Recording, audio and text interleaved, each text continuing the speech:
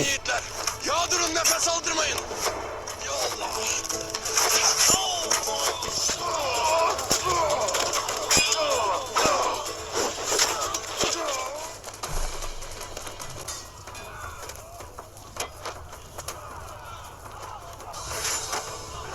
İyi misin? Şimdi geri çekil. Atlarımızın olduğu yere doğru gidelim.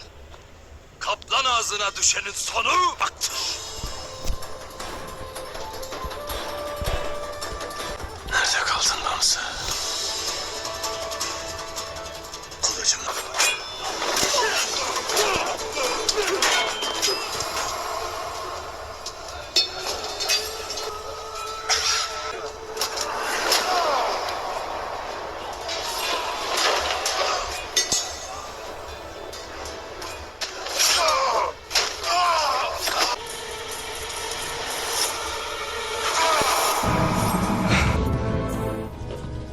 अस्सलाम वालेकुम नाज़रीन। इस एपिसोड के शुरू में सिरमा, हफ्सा और बिल्गे खातून सौगत बाजार में कुछ खरीदारी करने के लिए आई थी।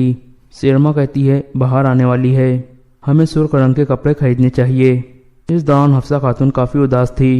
ये देखकर सिरमा उसे सलजान खातून के खिलाफ मजीद भड़काती है और कहती है सलजान तुमसे जलती है, इसीलिए वो तुम्हारे साथ ऐसा कर रही है। इस दौरान सलजान खातून भी बाजार में मौजूद थी और उन तीनों को एक साथ देख रही थी। दूसरे यानी अर्तुल गाजी और उनके सिपाही एक जगह रुक जाते हैं। अर्तुल गाजी कहते हैं एहतियाती तदाबीर ले लो, हमें गुंदोज के जख्मों को देखना होगा। फिर वो गुंदोज को घोड़े से उतारकर एक तरफ ले आते हैं और उसका खून रोकने की कोशिश करने लगते हैं। तुर्गुत कहता है जब आलंजक हमें ढूंढ नहीं सकेगा तो वो गुस्सा किसी और पर निकालेगा। अर्तुल गाजी कहते हैं वो सबसे पहले लेफ के किले की तरफ जाएगा क्योंकि दरेगोस के मिलने के बाद उसके साथ ये हुआ है। तुर्गुत कहता है वो किले को तबाह कर देगा, क्या हम उन्हें एक दूसरे के खिलाफ लड़ने दें? अर्तुल गाजी कहते हैं नहीं तुर्गुत, हम ऐसा नहीं होने देंगे। अब तुम फौरन किले की तरफ जाओ और दरेगोस को बताओ कि आलंजक किले की तरफ आ रहा है। आलंजक एक ऐसे जाल में फंसेगा कि वो खुद अपने आप को हमारे हवाले कर देगा। इतने में अर्तुल गाजी गुंदोज के जख्मों पर पट्टी बांध देते हैं। फिर वो बामसी से पूछते हैं तुम इतनी ताखिर से क्यों पहुंचे थे बामसी? मैंने तुम्हें कहा भी था कि आलंजक के पीछे जाना है। बामसी कहता है मंगोल सिपाही हमारे घोड़ों की तरफ जा रहे थे सरदार, इसलिए हम उनके पीछे चले गए। अर्तुल गाजी कहते हैं क्या तुम ये कह रहे हो कि तुमने अपनी पोजीशन छोड़ दी? हम कबीले जाकर इस पर मजीद बात करेंगे। फिर अर्तुल गाजी दुमरुल को कहते हैं तुम फौरन सौगत जाओ दुमरुल और घंटे वाले को कहो कि वो हमारे कबीले आ जाए। दूसरी यानी आलंजक अपने दो कमांडरों को कह रहा था तुम लोगों की बेहतियाती की वजह से पूरा एक सिपाहियों का दस्ता मारा गया और वो जासूस को भी ले गए। दोनों कमांडर कहते हैं हमें माफ कर दे कमांडर आलंजक, लेकिन आलंजक अपनी तलवार निकाल लेता है।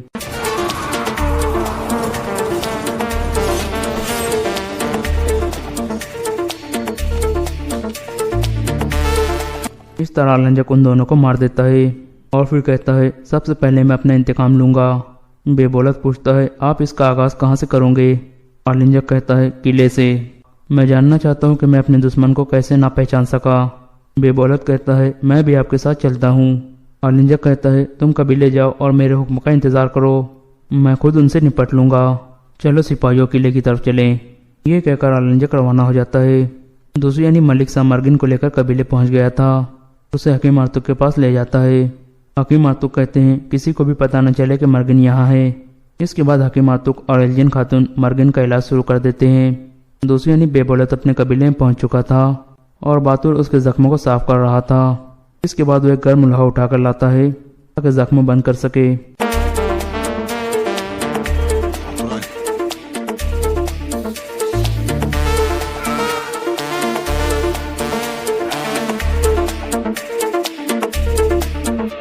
फिर बेबोलत कहता है मुझे पूरा यकीन है कि इसमें अर्तुल का हाथ था, लेकिन मैं इस मामले को आलंजक पर नहीं छोड़ूंगा।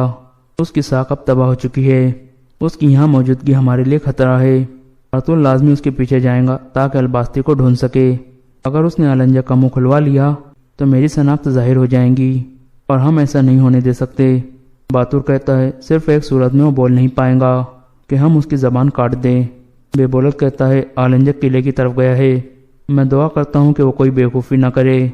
मैं दरेगोस के साथ मिलकर अर्तुल के खेलों का खात्मा कर दूंगा। इतने में बिल्गे खातून अंदर दाखिल होती है और बेबोलत का जख्म देखकर पूछती है आप जख्मी हो भाई, क्या हुआ है? बेबोलत कहता है जख्म का निशान हमारी बहादुरी की अलामत है बिल्गे, تم پریشان مت ہو، یہ صرف ایک خروچ ہے۔ البلگے خاتون کہتی ہے میں طبیب کو بلا کر لاتی ہوں۔ بے بولت کہتا ہے اس کی کوئی ضرورت نہیں ہے البلگے، تم یہاں آؤ۔ پھر البلگے خاتون پوچھتی ہے یہ کیسے ہوا بھائی؟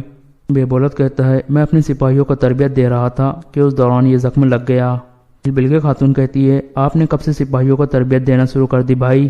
بے بولت کہتا ہے البلگے تم اس معاملے کو چھوڑ دو۔ یہ سن کر البلگے خاتون خاموش ہو جاتی ہے۔ دوسری یعنی کئے قبیلے میں سلیان خاتون کہتی ہے والدہ میں آپ کو کچھ بتانا چاہتی ہوں۔ سیرما ہر وقت حفصہ خاتون کے ساتھ دکھائی دے رہی ہے۔ ہم حفصہ کو اچھی طرح سے جانتے ہیں، وہ بالکل بھی سیرما جیسی نہیں ہے، لیکن میں خوفزدہ ہوں کہ سیرما ہمارے درمیان نفرت کے بیج بو رہی ہے۔ حائمہ خاتون کہتی ہے ہم سیرما کی فطرت سے واقف ہیں، وہ نفرت پھیلاتی ہے لیکن ہمیں برائی کا جواب اچھائی سے دینا ہے بیٹی۔ سلیان خاتون کہتی ہے یہ بہتر ہوگا کہ آپ حفصہ کو دیکھیں ورنہ یہاں کچھ برا ہو سکتا ہے۔ یہ سن کر حائمہ خاتون سوچ میں پڑ جاتی ہے۔ اتنے میں قبیلے کا ڈھول بجنے لگتا ہے، لوگ اکٹھے ہونے لگتے ہیں۔ حائمہ خاتون بھی باہر آ جاتی ہے۔ فتح الغازی اور ان کے سپاہی واپس پہنچ چکے تھے۔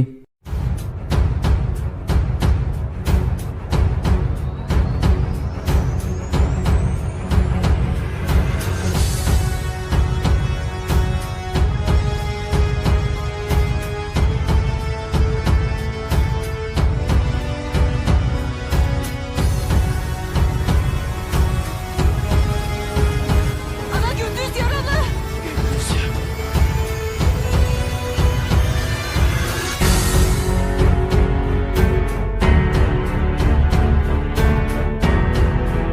پھر حائمہ خاتون پوچھتی ہے تم کیسے ہو گندوز؟ گندوز کہتا ہے میں ٹھیک ہوں دادی، آپ تسلی رکھیں۔ اتنے میں گندوز بے ہوش ہو جاتا ہے۔ یہ دیکھ کر سب پریشان ہو جاتے ہیں۔ فتح الغازی اسے اٹھا کر مرکزی خیمے کی طرف بڑھتے ہیں۔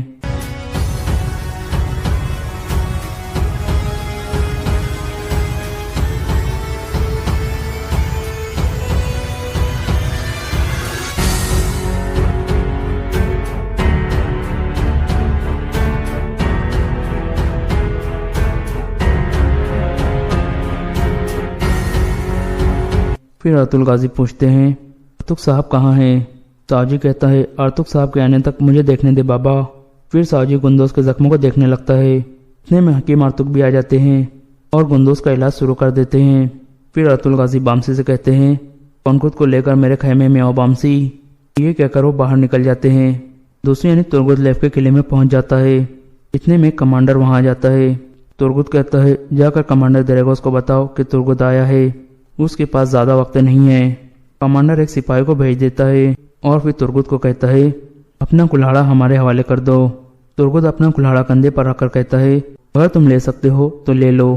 کمانڈر اپنے سپاہیوں کو کہتا ہے اس سے کلہاڑا لے لو، لیکن کسی بھی سپاہی کی ضرورت نہیں ہوتی کہ وہ ترگت سے کلہاڑا لے سکے۔ اتنے میں اورانوس وہاں پہنچتا ہے اور کہتا ہے خدا کا شکر ہے کہ آپ ٹھیک ہو ترگت صاحب، تو آپ اس جہنم سے نکلنے میں کامیاب ہو گئے۔ ترگت کہتا ہے ہم نے دشمنوں کو جہنم میں پھینک دیا ہے، ہم وہ لے لیتے ہیں جو چاہتے ہیں اور دیتے کچھ نہیں ہے۔ پھر اورانوس کہتا ہے چلے اندر چلتے ہیں۔ ترگت اور اورانوس مرکزی حال میں پہنچتے ہیں۔ ترگت کہتا ہے میں یہاں کچھ لینے آیا ہوں دریگوس۔ اورانوس کہتا ہے آپ کیا چاہتے ہو؟ جو میں نے دیا کیا وہ کافی نہیں تھا؟ ترگت کہتا ہے ہم نے اپنی طاقت سے آلنجک سے وہ لے لیا جو ہمارا تھا، لیکن وہ جلد یا دیر سے اس قلعے میں انتقام لینے کے لیے آئے گا اور پھر اسے ہم یہاں ایک آخری جھٹکا دیں گے۔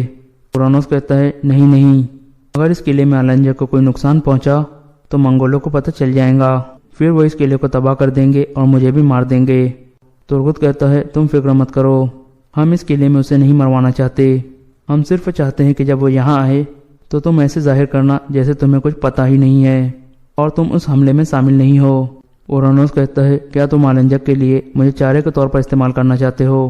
ترگت کہتا ہے تمہیں نہیں کمانڈر دریگوس، بلکہ تمہارے سوگوت کے جاسوس کو۔ یہ سن کر اورانوس کچھ حیران ہوتا ہے۔ دوسری یعنی دریگوس سوگوت کے سرائے محل میں موجود تھا۔ پھر وہ خاموشی سے ارتل غازی کے کمرے میں گھس جاتا ہے اور دل میں کہتا ہے ارطغرل دیکھتے ہیں ہلاکو خان کے اور کون سے اہم خط ہے تمہارے پاس۔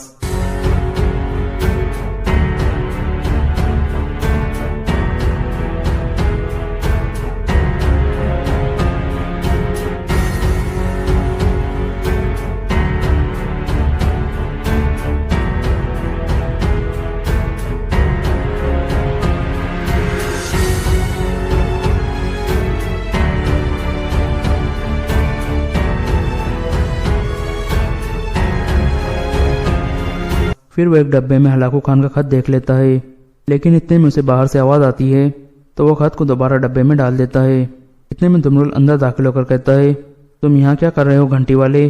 ड्रेगोस कहता है, यहाँ काफ़ी धूल जमा हो गई थी, मैं वो साफ़ कर रहा था। दुमरुल कहता है, जब तुम्हें साफ़ करने को कहा जाए तो फिर साफ़ किया करो। अब चलो मैं तुम्हें अरतुल साहब के पास ले चलूँ, उन्होंने तुम्हें बुलाया है। ये सुनकर ड्रेगोस बाहर निकल जाता है।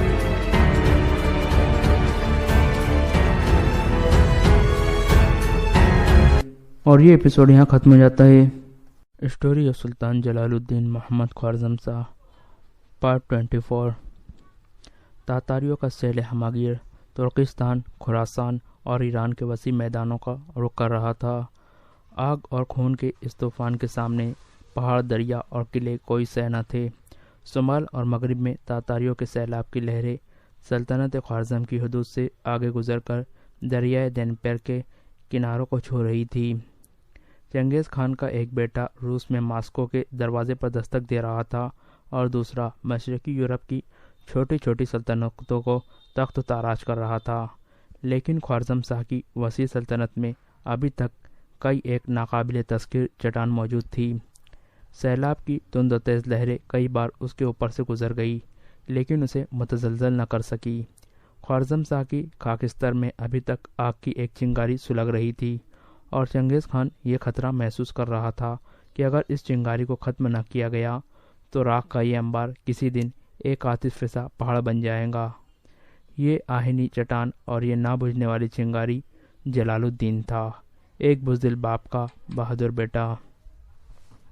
एक बुज़दिल बाप का बहादुर बेटा। वह उन लोगों में से था जो जीते जी हार नहीं मानते। वो उन लोगों में से था जो जीते जी हार मानना नहीं जानते, जो फतेह और शिकस्त से बेनियाज होकर लड़ते हैं, तूफ़ान में कूदते हुए समंदर की गहराइयों की परवाह नहीं किया करते। जलालुद्दीन ने जाबाजों की एक मुट्ठी भर फौज के साथ कई मैदानों में तातारियों का मुकाबला किया। वह एक जगह से शिकस्त खाकर निकलता और दूसरे दिन ये सुना जाता कि वह 30 या 40 कोस दूर अपनी सल्तनत के किसी खोए हुए शहर को वापस ले चुका है। कभी उसके साथ 5000 सिपाही होते, कभी 500 और कभी 5 सिपाही से भी कम, लेकिन वो लड़ता रहा। वह भूखे शेर की तरह अकब से हमला करता और उकाब की तरह हर वार पर झपटता और तातारियों के देखते ही देखते किसी पहाड़ या जंगल में रूपोस हो जाता। रात के वक्त उसके सवार तातारियों की छावनियों पर हमला करते और आन की आन में जलती हुई मसलों से सैकड़ों खेमों को आग लगा देते। वो तातारियों के टिड्डे अफवाह से मरूब न हुआ। मफतूहा शहरों और बस्तियों पर तातारियों के मजालिम की दास्तानें उसका हौसला पस्त न कर सकी।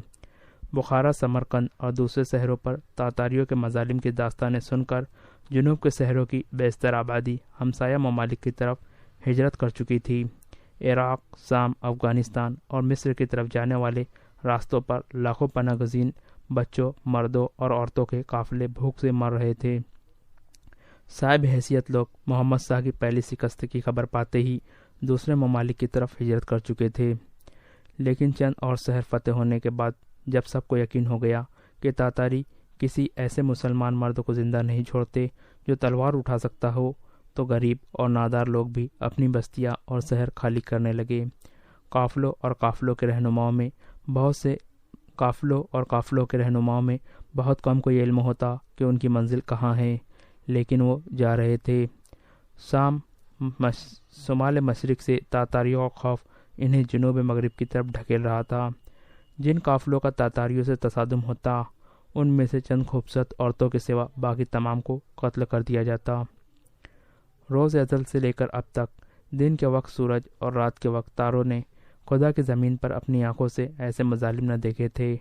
पनाह गुज़ीनों की ज़्यादातर तादाद का रुख मरों की तरफ था, और ये वो शहर था जो 6 सदियाँ पेशतर तुर्किस्तान के फातह आज़म कुतबा बिन मुस्लिम बाहिली का मुस्तकिर था, जहाँ सुल्तान संजर सल्जुकी की कब्र मौजूद थे। जलालुद्दीन की सरगर्मियों के बास बेशतर पनाह गज़ीनों को तातारियों के हाथों से बचकर मरो पहुंचने का मौका मिल गया। चंद महीनों में मरो में कई लाख पनाह गज़ीन जमा हो चुके थे। ताहिर को कैद हुए 10 महीने गुजर चुके थे। इब्तदाई चंद हफ्ते आवाम बहुत मुत्तसिल रहे, लेकिन आहिस्ता आहिस्ता उनका जोश व खरोश ठंडा पड़ गया और मुजाहरे बंद हो गए। حکومت نے عوام کی طرف سے مطمئن ہو کر عبدالعزیز عبد الملک اور ان کے ساتھیوں کے متعلق حکومت کے خلاف نفرت پھیلانے کے جرم میں گرفتاری کے احکامات جاری کر دیے، لیکن سنجیدہ اور بااثر لوگوں کا ایک طبقہ ان کا حامی تھا اور حکومت کو انہیں پرامن طریقے سے گرفتار کرنے کا موقع نہ ملا۔ بخارا، سمرقند، طوس، ترمز اور رے کے متعلق المناک خبریں سن کر اہل بغداد نے پھر کروٹ لی اور طاہر کے حامیوں کی تعداد میں اضافہ ہونے لگا۔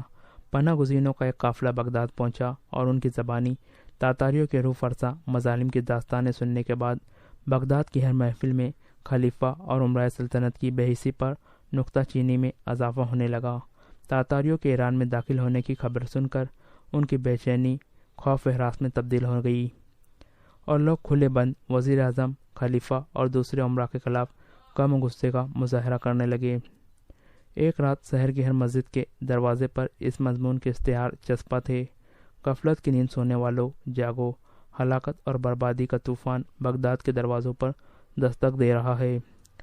جن لوگوں کو تم اپنا محافظ سمجھتے ہو وہ تاتاریوں کے ساتھ تمہاری عزت اور آزادی کا سودا کر چکے ہیں۔ کیا اب تک حکومت کی غیر جانبداری یہ ثابت کرنے کے لیے کافی نہیں کہ طاہر بن یوسف نے خلیفہ اور چنگیز خان کے درمیان جس خفیہ سمجھوتے کا انکشاف کیا تھا وہ ہو چکا ہے؟ اگر طاہر کا الزام غلط تھا تو حکومت اس پر کھلی عدالت میں مقدمہ چلانے کی جرت کیوں نہ کرتی؟ اگر طاہر کا الزام غلط تھا تو حکومت اس پر کھلی عدالت میں مقدمہ چلانے کی جرت کیوں نہ کرتی؟ اگر خلیفہ کو علاؤالدین محمد خوارزم شاہ سے دشمنی تھی تو اب وہ چل بسا۔ اب ترکستان، خراسان اور ایران میں تاتاریوں کے ناقابل بیان مظالم کی اطلاعات سن کر بھی خلیفہ دشمنان اسلام کے خلاف اعلان جہاد کیوں نہیں کرتا؟ بغداد کے لوگوں، تمہارے غدار تمہیں اس دشمن کے ہاتھ میں فروخت کر رہے ہیں جو کسی پر رحم کرنا نہیں جانتا۔ اب وقت آ گیا ہے کہ تم اپنے لیے فیصلہ کرو۔ جامع مسجد میں جمعہ کی نماز کے بعد ایک پیغام سنایا جائے گا۔ جمعہ کے دن مسجد میں تل دھرنے کو جگہ نہ تھی اور پیغام سنانے والا عبد الملک تھا۔ سامعین یہ محسوس کر رہے تھے کہ طاہر بن یوسف کی روح قید خانے سے نکل کر اس کے وجود میں آ گئی ہو۔ اس کی تقریر کا سب سے پہلا اثر یہ تھا کہ جن قاضیوں نے طاہر بن یوسف کے خلاف باغی ہونے کا فتویٰ دیا تھا ان کے مکانات کو آگ لگا دی گئی۔ شام کے وقت مستعجل ہجوم وزیر اعظم کے محل کے دروازے کے سامنے نعرہ لگا رہا تھا۔ اکابرین سلطنت ایک وسیع کمرے میں خلیفہ کی مسند کے سامنے کرسیوں پر رونق افروز تھے۔ نقیب نے خلیفہ کی آمد کا اعلان کیا اور عمرہ اٹھ کر کھڑے ہو گئے۔ ایک سپاہی نے مسند کے پیچھے دروازے کا پردہ ہٹایا اور خلیفہ 4 حبشی غلاموں کی ننگی تلواروں کے سائے میں مسند پر نمودار ہوا۔ نقیب کے دوسرے اعلان پر عمرہ اپنی کرسیوں پر بیٹھ گئے۔ خلیفہ کے حکم پر ناظم شہر نے اٹھ کر شہر کی تازہ صورتحال کے متعلق اپنی رپورٹ پیش کی اور اکثر عمرہ نے یکے بعد دیگرے اس پر اپنی رائے کا اظہار کیا۔ وہ تمام اس بات پر متفق تھے کہ طاہر کی گرفتاری کے بعد عوام بہت مستحصل ہو چکے ہیں۔ شہر کے سب سے بڑے قاضی کا مکان صرف اس لیے جلا دیا گیا ہے کہ انہوں نے اس کے خلاف بغاوت کا فتویٰ دیا تھا، اور جن علماء نے اس کے بے دین ہونے کا اعلان کیا تھا مستعل ہجوم ان کے گھروں پر ہر روز پتھر پھینکتا ہے۔ شہر کی مساجد پر گمراہ قسم کے نوجوان قابض ہو رہے ہیں اور سلطنت کے ایک ایک عہدیدار کو برسر ممبر کوسا جا رہا ہے۔ شہر کے کوتوال نے بتایا ہے کہ عبدالعزیز اور عبد الملک کی کوششوں سے فوج کے کئی سپاہی اور افسر در پردہ ان باغیانہ سرگرمیوں کی حوصلہ افزائی کر رہے ہیں۔ خلیفہ نے یہ تمام واقعات سننے کے بعد بے قراری سے پہلو بدلتے ہوئے کہا، باغیوں کی سرگرمیوں کے متعلق ہم بہت کچھ سن چکے ہیں۔ ہم یہ پوچھتے ہیں کہ تم لوگوں نے اب تک کیا کیا ہے، کتنے آدمی گرفتار کیے؟ کوتوال اور ناظم شہر اس سوال پر وزیر اعظم کی طرف دیکھنے لگے۔ وزیر اعظم نے اٹھ کر کہا، امیر المومنین کی اجازت سے میں سوال کو جواب دینا چاہتا ہوں۔ خلیفہ نے اس بات میں سر ہلا دیا اور وزیر اعظم نے کہا، لوگ اس بات سے زیادہ بدظن ہوئے ہیں کہ ہم نے طاہر پر مقدمہ چلائے بغیر اسے قید میں ڈال دیا ہے۔ اس نے اپنی تقریروں میں حکومت پر سخت الزامات لگائے تھے۔ اگر اسے عدالت میں لایا جائے تو مجھے یقین ہے کہ وہ کسی الزام کا ثبوت نہیں دے سکیں گا، اور رائے عامہ جو آج کل ہمارے خلاف ہے کل اس سے کہیں زیادہ اس کے خلاف ہو جائیں گی۔ ہم اگر آج اندھا دھند گرفتاریاں شروع کر دیں تو بغداد کے قید خانے بھر جائیں گے، لیکن باغیوں کی کمی نہ ہوگی۔ اس کے علاوہ ترکستان کے مفتوحہ علاقوں پر تاتاریوں کے مظالم کی داستانیں کسی سے پوشیدہ نہیں۔ جب اسلامی ممالک کے باشندوں کو یہ پتہ چلے گا کہ بغداد کے عوام حکومت کو تاتاریوں کے ساتھ ساز باز کرنے کا مجرم گردانتے ہیں اور حکومت خود کھلی عدالت میں نیک نیتی کا ثبوت دینے کے بجائے لوگوں پر سختی کر کے ان کی آواز دبانا چاہتی ہے، تو وہ یہ سوچنے میں حق بجانب ہوں گے کہ حکومت واقعی مجرم ہے۔ طاہر نے ممبر پر کھڑے ہو کر یہ اعلان کیا تھا کہ اس کے ساتھ جو نوکر یہاں سے روانہ ہوئے تھے ان کے منڈے ہوئے سروں پر سابق وزیر خارجہ اور حضرت امیر المومنین مدظ اللہ علی کے دستخطوں سے ایسی تحریر لکھی ہوئی تھی جس میں تاتاریوں کو خوارزم پر حملہ کرنے کی ترغیب دی گئی تھی، لیکن ہم آسانی سے ثابت کر سکتے ہیں کہ یہ ایک افسانہ ہے۔ وحید الدین اپنی پہلی سازش کے انکشاف کے بعد اچانک روپوش ہو گیا تھا اور آج تک اس کا پتہ نہیں، اور طاہر یہاں سے وحید الدین کے روپوش ہو جانے سے 1.5 ماہ بعد قراقرم کی طرف روانہ ہوا تھا، اس لیے وہ یہ ثابت نہیں کر سکتا کہ اس کے ساتھی وحید الدین سے کوئی تحریر یا ہدایت لے کر گئے تھے۔ اس کے علاوہ اس کے بیان کے مطابق وہ تینوں آدمی مارے جا چکے ہیں اور ان کے سر خوارزم شاہ کے پاس بھیجے گئے تھے، اس لیے وہ اس تحریر کے متعلق کوئی بھی ثبوت نہیں پیش کر سکتا۔ مجھے یقین ہے کہ اسے قاضی کے سامنے لایا جائے تو بغداد کا احمق ترین آدمی بھی اسے جھوٹا خیال کرے گا۔ اس کے برعکس اس پر مقدمہ چلائے بغیر اسے قید میں رکھنے یا اور کوئی سزا دینے کے بعد بغداد کے لوگوں کی بے چینی بڑھتی جائیں گی۔ عمرائے سلطنت کی اکثریت نے وزیر اعظم کی تجویز کی حمایت کی۔ خلیفہ نے محلب بن داؤد کی طرف دیکھا اور اس نے اٹھ کر نہایت فصیح انداز میں تقریر شروع کی۔ ہم طاہر کو ایک معمولی عقل کا آدمی سمجھنے میں غلطی کر رہے ہیں۔ میرے خیال میں بغداد کی فضا بدلنے کے لیے خوارزم شاہ کی حکومت کی ہدایت پر عمل کر رہا ہے۔ اس کی دولت کے قصے پہلے بھی مشہور ہے اور اب وہ اس مہم کے لیے یقیناً اپنے ساتھ بہت کچھ لے کر آیا ہوں گا۔ وہ نوکر جو اس کے ساتھ یہاں سے گئے تھے نہایت معمولی حیثیت کے لوگ تھے۔ ممکن ہے کہ دولت کے لالچ سے وہ اس کے مقاصد کا اعلی کار بننے کے لیے تیار ہو گئے ہوں، اور یہ بھی ممکن ہے کہ وہ زندہ ہو اور طاہر نے انہیں بغداد کے کسی گوشے میں چھپا رکھا ہو اور ان کی موت کا قصہ اس لیے مشہور کیا ہو کہ ہم ان کی جستجو نہ کریں۔ آپ صرف اس بھروسے پر اسے عدالت میں الزامات ثابت کرنے کا موقع دینا چاہتے ہیں کہ اس کے حق میں گواہی دینے والا کوئی نہیں، لیکن اگر اچانک وہ 3 آدمی کسی گوشے سے نکل کر عدالت میں آ جائے تو عوام آپ کو یہ نہیں سمجھائیں گی کہ وہ جھوٹے ہیں۔ اس کے علاوہ یہ بھی ممکن ہے کہ وحید الدین محض اس سازش کو چھپانے کے لیے روپوش ہو گیا ہو اور اسی نے ان تینوں آدمیوں کے سروں پر کچھ لکھا ہو اور اسی نے خلیفہ کے جعلی دستخط کیے ہو۔ کسی کے لیے سابق وزیر خارجہ کے ہاتھ کی تحریر پہچاننا مشکل نہ ہوگا۔ طاہر نے اپنی تقریر میں کہا تھا کہ قراقرم میں ان کے سر موڑ کر یہ تحریریں پڑھی گئی تھی، اس لیے یہ ظاہر ہوتا ہے کہ انہیں بغداد سے طاہر کے ساتھ بھیجنے سے کچھ عرصہ پہلے ہی تیار کر لیا گیا تھا۔ وحید الدین ایک عام آدمی نہ تھا، وہ حکومت کا ایک اہم رکن تھا۔ اگر عدالت میں اس کی سازش ثابت ہو گئی تو ہم سب کو مجرم گردانیں گے، اس لیے میں اسے عدالت میں لانا خطرے سے خالی نہیں سمجھتا۔ تاہم میں وزیر اعظم کی اس رائے کے حق میں ہوں کہ سردست کسی سخت اقدام سے عوام کو مشتعل کرنا خطرے سے خالی نہیں۔ اگر ہم تدبر سے کام لیں تو یہ تمام مشکلات حل ہو سکتی ہے۔ حضرت امیر المومنین مدظ اللہ اور قابل احترام وزیر اعظم مجھے اجازت دے تو میں تخلیہ میں ایک تجویز پیش کروں گا۔ خلیفہ نے عصر کے وقت وزیر اعظم اور محلب کو حاضر ہونے کا حکم دے کر مجلس برخاست کر دی۔ عصر کے وقت جب وزیر اعظم خلیفہ کے محل کے دروازے پر پہنچا تو شہر کا ناظم اور محلب باہر نکل رہے تھے۔ وزیر اعظم کے استفسار پر محلب نے بتایا کہ مجھے خلیفہ نے وقت سے پہلے ہی بلا لیا تھا اور میں اپنی تجویز پیش کر چکا ہوں۔ خلیفہ میرے ساتھ متفق ہے اور اب میں آپ کی طرف آ رہا تھا۔ میں نے خلیفہ کو یہ مشورہ دیا ہے کہ طاہر کو قید سے فرار ہونے کا موقع دیا جائے۔ تاتاریوں کی افواج مرو پر حملہ کر چکی ہے اور اس کے تمام ساتھی سر پھرے ہیں۔ موقع ملتے ہی اس کی طرف بھاگ جائیں گے۔ اس کے بعد یہ لوگ خود بخود ٹھنڈے ہو جائیں گے۔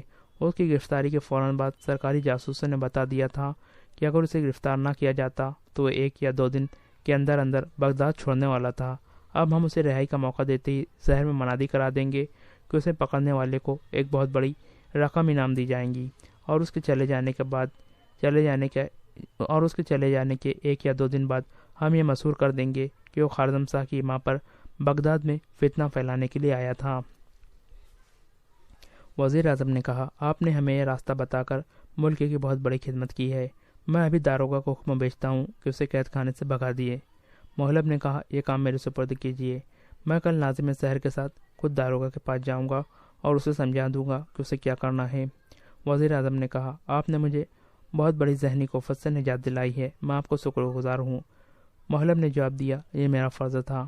لوگ بہت زیادہ متصل ہو رہے ہیں، میرے خیال میں اسے جلدی قید خانے سے نکال دینا چاہیے۔ آپ مطمئن رہے، وہ کل آزاد ہو جائے گا۔ صفیہ دریا کے بالائی کنارے منزل کی چھت پر کھڑی تھی۔ شام ہونے کو تھی۔ مغربی افق پر آفتاب کو اپنی آگوش میں لینے والے بادلوں کا رنگ سرخ ہو رہا تھا۔ پرندے آسمان کی مسل کو روپوش ہوتے دیکھ کر اپنے اپنے گھونسلوں کی طرف جا رہے تھے۔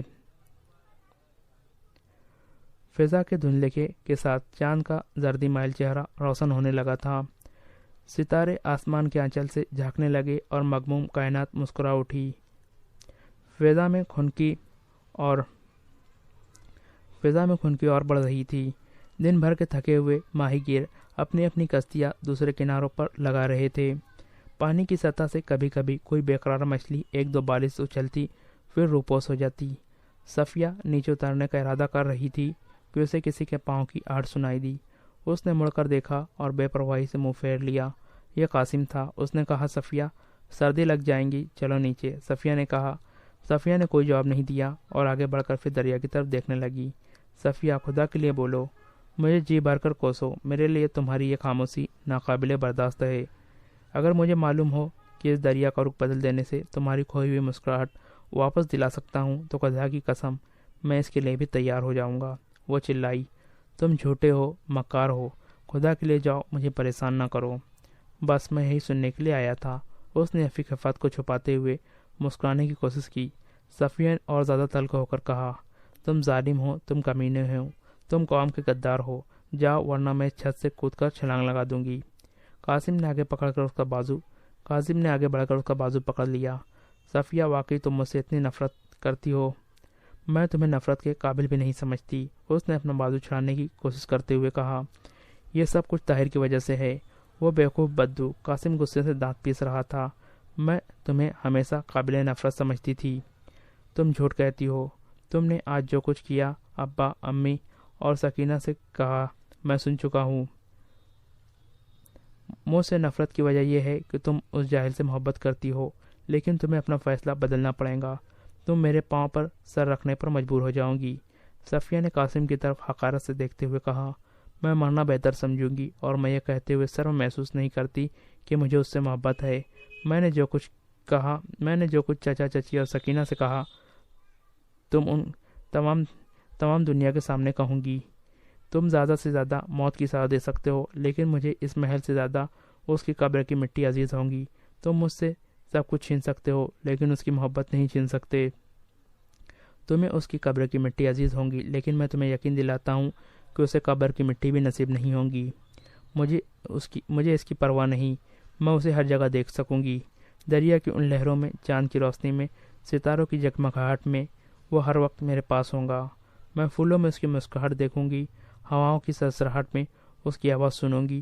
تم اسے مجھ سے چھین سکتے ہو، جدا نہیں کر سکتے۔ تو اس کا مطلب یہ ہے کہ تمہاری محبت کو اس بات کی پرواہ نہیں کہ وہ زندہ رہے یا مر جائے۔ تمہیں اس کی زندگی کے بلند مقاصد سے کوئی دلچسپی نہیں۔ تم ان بلند مقاصد کے متعلق کیا جانتے ہو؟ ایک گندی نالی میں پلنے والا کیڑا آسمان کی بلندیوں سے باتیں کرنے والے عقاب کے خیالات کو کیسے سمجھ سکتا ہے؟ تو کیا تم یہ پسند کرو گی کہ تمہارے عقاب کے صرف پر تمہاری وجہ سے کاٹ ڈالے جائیں؟ اگر تم یہ چاہتی ہو کہ وہ اپنے مقاصد کے لیے زندہ رہے تو تم اسے موت کے منہ سے بچا سکتی ہو، لیکن تمہیں ایک چھوٹی سی قربانی دینا پڑے گی۔ میں اس کے لیے بڑی سے بڑی قربانی دے سکتی ہوں، لیکن یہ اچھی طرح سوچ لو، تمہیں صرف اس کی ذات سے محبت ہے۔ اس کے مقاصد کے لیے قربانی دینا تمہارے لیے آسان نہ ہوگا۔ تمہیں اپنی محبت قربان کرنا پڑے گی۔ بتاؤ، تم اس کے لیے تیار ہو؟ بولو، خاموش کیوں ہو گئی؟ میں آج تمہارا امتحان لینے کے لیے آیا ہوں۔ کان کھول کر سنو، اسے قتل کر دینے کا فیصلہ ہو چکا ہے، لیکن تمہارا ایک وعدہ اس کی جان بچا سکتا ہے۔ میں اسے قید خانے سے فرار ہونے کا موقع دے سکتا ہوں۔ وہ ترکستان یا کسی اور ملک میں جا کر اپنے بلند مقاصد کے لیے زندہ رہ سکتا ہے۔ صفیہ نے قدر نرم ہو کر سوال کیا، اور اس کے بعد مجھ سے کیا وعدہ لینا چاہتے ہو؟ یہ کہ تم میرے ساتھ شادی کر لوں گی۔ دونوں کچھ دیر ایک دوسرے کو دیکھتے رہے۔ صفیہ کے کانوں میں طاہر کے یہ الفاظ گونج رہے تھے، آپ ایک عالیشان مکان میں رہ کر بھی اپنا دم گھٹتا محسوس کرتی ہے، لیکن ترکستان میں آپ کی ہزاروں ایسی بہنیں ہیں جنہیں آسمان کے نیچے سر چھپانے کو جگہ نہیں ملتی۔ اس وقت میری توجہ کی حقدار وہ ہیں۔ اسلام کی وہ بد نصیب بیٹیاں اپنے عراق، عرب اور مصر کے پرامن شہروں میں رہنے والی اسلامی بہنوں سے پکار کر یہ کہہ رہی ہے، اگر تمہارے شوہر، عزیز اور بھائی ہماری مدد کو پہنچ سکتے ہیں تو خدا کے لیے ان کا راستہ نہ روکو۔ دریا میں بہتے ہوئے اس انسان کی طرح جس کے ہاتھ میں کنارے پر اگی ہوئی گھاس کے چند تنکے آ گئے ہو، صفیہ نے ایک گہری سانس لیتے ہوئے کہا، میں وعدہ کرتی ہوں لیکن مجھے تمہاری باتوں پر یقین نہیں آتا، اسے کیسے چھڑانا تمہارے بس میں نہیں۔ قاسم نے پر امید ہو کر کہا، تم اطمینان رکھو، وہ بہت جلد آزاد ہو جائے گا۔ صفیہ نے سراپا التجا بن کر کہا، قاسم میرے ساتھ دھوکہ نہ کرنا، عالم اسلام کو اس کی ضرورت ہے۔ اگر تم مجھے معاف نہیں کر سکتے تو اپنے ہاتھوں سے میرا گلا گھونٹ ڈالو۔ میرا ہونا نہ ہونا ایک جیسا ہے، لیکن اس کی موت شاید لاکھوں انسانوں کی موت ہو۔ قاسم نے جواب دیا، تم ان قریب سنو گی کہ وہ خاردم پہنچ چکا ہے، چلو نیچے چلے۔ صفیہ اس کے ساتھ چل دی۔ وہ کمرے میں داخل ہوئی تو سکینہ نے کہا، تم کہاں غائب ہو گئی تھی؟ کھانا ٹھنڈا ہو گیا ہے۔ وہ جواب دیے بغیر اپنے بستر پر لیٹ گئی اور تکیہ میں منہ چھپا کر ہچکیاں لینے لگی۔ سکینہ نے اسے اٹھا کر اپنی طرف متوجہ کرنے کی کوشش کرتے ہوئے کہا، صفیہ تمہیں کیا ہو گیا؟ بتاؤ، خدا کے لیے بتاؤ۔ لیکن صفیہ نے اس کا ہاتھ جھٹکتے ہوئے کہا، سکینہ جاؤ، مجھے تنہا رہنے دو۔ شام کے وقت قید خانے کی چار دیواری کے اندر داروغہ کے مکان کے ایک کمرے میں محلب، ناظم شہر اور داروغہ بیٹھے ہوئے تھے۔ ناظم شہر نے محلب سے سوال کیا، فرض کیجئے اگر آج اس نے کھانا نہ کھایا تو کل ضرور کھائیں گا۔ داروغہ نے کہا، میری نظر میں تو وہ وحید الدین سے بھی کم خطرناک نہیں، مجھے ڈر ہے کہ وہ کسی وقت ہماری گردن پر تلوار ثابت نہ ہوگا، اس لیے بہتر یہ ہوگا کہ اسے ابھی قید خانے کی زندگی سے آزاد کیا جائے۔ محلب نے جواب دیا، اس کے متعلق بعد میں دیکھا جائے گا۔ ایک سپاہی نے اندر آ کر اطلاع دی کہ قاسم آپ سے ملنا چاہتا ہے۔ محلب نے حیران ہو کر سوال کیا، قاسم؟ بلاؤ اسے۔ قاسم نے آتے ہی شکایت کی کہ وہ اسے دیر سے ڈھونڈ رہا ہے۔ محلب نے سوال کیا، تمہیں میرے یہاں آنے کی خبر کس نے دی؟ مجھے آپ کی قیامگاہ سے پتہ چلا کہ آپ ناظم کے ساتھ گئے ہیں۔ میں ناظم کے گھر سے اس جگہ کا پتہ ملا۔ میں تنہائی میں آپ سے دو باتیں کرنا چاہتا ہوں۔ محلب نے ناظم اور داروغہ کو اشارہ کیا۔ وہ اٹھ کر دوسرے کمرے میں چلے گئے۔ قاسم کرسی پر بیٹھ گیا۔ محلب نے سوال کیا، آپ پریشان معلوم ہوتے ہو، کہیے خیریت تو ہے؟ میں آپ سے ایک بات پوچھنا چاہتا ہوں۔ پوچھیے۔ مجھے ابا جان سے معلوم ہوا ہے کہ آپ طاہر کو فرار ہونے کا موقع دینا چاہتے ہیں، کیا یہ درست ہے؟ لیکن یہ بات آپ کسی کو نہ بتائیے۔ میں بحیثیت ایک دوست کے پوچھنا چاہتا ہوں کہ کیا واقعی یہ درست ہے؟ یہ بالکل درست ہے، لیکن اگر آپ کو یہ بات پسند نہ ہو تو فیصلہ تبدیل کیا جا سکتا ہے۔ نہیں، قاسم نے جواب دیا، بلکہ میں چاہتا ہوں کہ آپ یہ فیصلہ تبدیل نہ کریں۔ محلب نے مسکراتے ہوئے سوال کیا، آپ اپنے ضمیر پر کوئی بوجھ محسوس کر رہے ہو؟ قاسم نے ہنستے ہوئے جواب دیا، میرے پاس بوجھ محسوس کرنے والا ضمیر نہیں، میں ایسے ضمیر کی تعریف کے بغیر نہیں رہ سکتا۔ لیکن یہ تو بتائیے، آپ ایسے خطرناک آدمی کو آزاد کیوں کرانا چاہتے ہیں؟ وہ آزاد ہو کر بھی میرا اور آپ کا دشمن رہے گا، تو اس کا مطلب ہے کہ آپ گھبرائیے نہیں۔ اگر آپ کی خواہش یہ ہے کہ وہ آزاد ہو تو میں اپنی خواہش کے خلاف بھی اسے بھاگ جانے کا موقع دوں گا۔ قاسم نے کچھ کہا، میں آپ کو ایک اور تکلیف دوں گا۔ اگر میں اپنے دوست کے لیے کچھ کر سکوں تو مجھے راحت ہوگی۔ میری کوئی بات آپ سے پوشیدہ نہیں، آپ جانتے ہیں کہ میری صفیہ کے ساتھ شادی ہونے والی ہے۔ طاہر کو ہم نے اس کے سامنے گرفتار کیا تھا۔ اسے طاہر کے ساتھ صرف اس لیے دلچسپی تھی کہ وہ اسلام کا بہت بڑا خادم ہے۔ اب وہ مجھ سے بدظن ہو چکی ہے۔ اگر آپ میری مدد کریں تو ہم اسے یقین دلا سکتے ہیں کہ طاہر کو آزاد کرانے میں میری کوششوں کا بھی دخل تھا، اور آپ نے میری دوستی کی وجہ سے خلیفہ کے سامنے یہ تجویز پیش کی تھی، شاید اسے میرے کہنے پر یقین آ جائے۔ محلب نے کہا، اتنی سی بات؟ میں سمجھتا تھا کہ آپ کسی بڑے کام کے لیے کہیں گے۔ کل صبح میرا پہلا کام یہی ہوگا، لیکن یہی بہتر ہوگا کہ میں اس کے ساتھ باتیں کرنے کے بجائے آپ کے ساتھ کسی ایسی جگہ باتیں کروں جہاں وہ سن سکے۔ قاسم نے جواب دیا، اس کا انتظام ہو جائے گا، اس پر صرف یہ ظاہر ہونا کافی ہے کہ میں آپ کے ساتھ باتیں کر رہا ہوں، وہ یقیناً سننے کے لیے آئیں گی۔ محلم نے ہنستے ہوئے کہا، آئندہ سیاسی زندگی میں آپ کے لیے ایسی ہوشیار بیوی بہت بڑی معاون ثابت ہوں گی۔ میں آپ کے سر پر سپہ سالار کی دستار رکھ رہا ہوں۔ شکریہ، اور آپ کے متعلق میرا دل یہ گواہی دیتا ہے کہ آپ والد کے بعد بغداد کے وزرات عظمیٰ کا قلمدان آپ کے ہاتھ میں ہوں گا، لیکن مجھے آپ کے متعلق خدشہ ہے، آپ بیک وقت دونوں عہدے سنبھالنے کی کوشش کریں گے، اور آپ کے متعلق مجھے یہ خدشہ ہے کہ آپ خلیفہ کا تاج چھیننے سے بھی درک نہ کریں گے۔ محلم نے ہنستے ہوئے سنجیدہ ہو کر کہا، لیکن تم جانتے ہو میں خلیفہ کا وفادار ہوں۔ قاسم نے اٹھ کر کہا، میں مذاق کر رہا تھا۔ اچھا، میں جاتا ہوں، آپ صبح آنے کا وعدہ یاد رکھیے، میں ضرور آؤں گا۔ طاہر مغرب کی نماز کے بعد ہاتھ اٹھا کر دعا مانگ رہا تھا کہ پہرے دار آئے اور اس کی کوٹری کے اندر کھانا رکھ کر چلے گئے۔ گزشتہ 2 دن سے اس کی طبیعت ناساز تھی، اس لیے دعا سے فارغ ہونے کے بعد بھی اس نے کھانے کی طرف توجہ نہیں دی۔ تھوڑی دیر کوٹری میں ٹہلنے کے بعد وہ دیوار سے ٹیک لگا کر بیٹھ گیا۔ کچھ دیر سوچ کر اٹھا اور کوٹری کے دوسرے حصے میں جا کر وحید الدین کو آواز دی، آج آپ نہیں آئیں گے؟ میں ابھی آتا ہوں، اس نے جواب دیا۔ طاہر کچھ دیر اس کے انتظار میں ٹہلتا رہا، پھر ایسا کہ نماز کے لیے کھڑا ہو گیا۔ وحید الدین نے اس کے کمرے میں داخل ہو کر سوال کیا، تمہاری طبیعت اب کیسی ہے؟ طاہر کی طرف سے کوئی جواب نہ پا کر اس نے قریب آ کر کہا، تم نماز پڑھ رہے ہو؟ وہ تھوڑی دیر اس کے قریب بیٹھا رہا، پھر اچانک بولا، تمہارے کمرے سے پنیر کی بو آ رہی ہے۔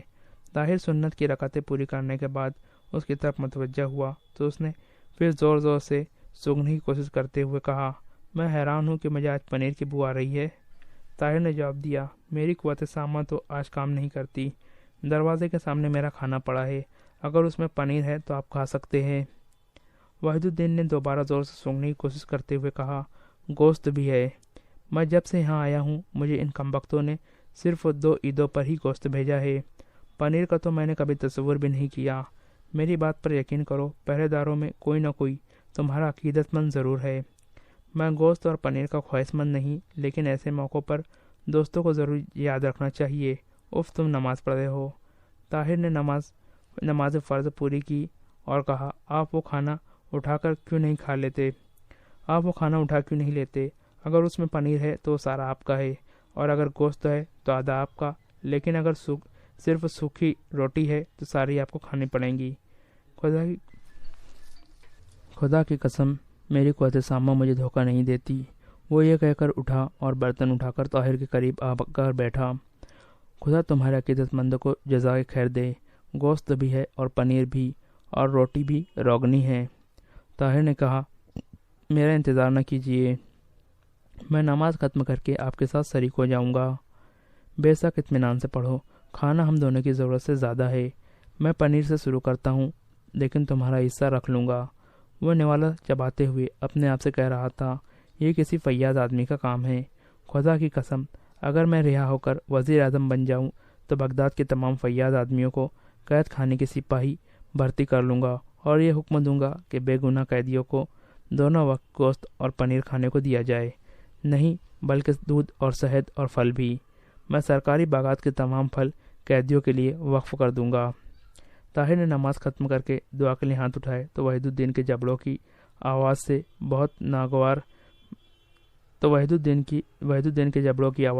بہت ناگوار محسوس ہو رہی تھی۔ اچانک یہ چپا چپ کی آواز بند ہو گئی اور چند لمحات کے بعد طاہر کا ساتھی چلایا، طاہر طاہر، اس کھانے کو ہاتھ نہ لگانا، زہر زہر۔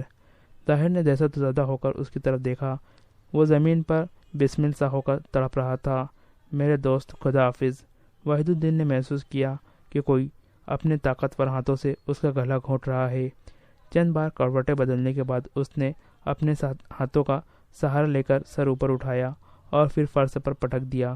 طاہر نے اس بازو سے سنبھال کر اس کا سر اپنی آگوش میں لے لیا۔ اچانک اس کے جسم کے تمام پٹھے تن گئے اور وہ آخری ہچکی لینے کے بعد ٹھنڈا پڑ گیا۔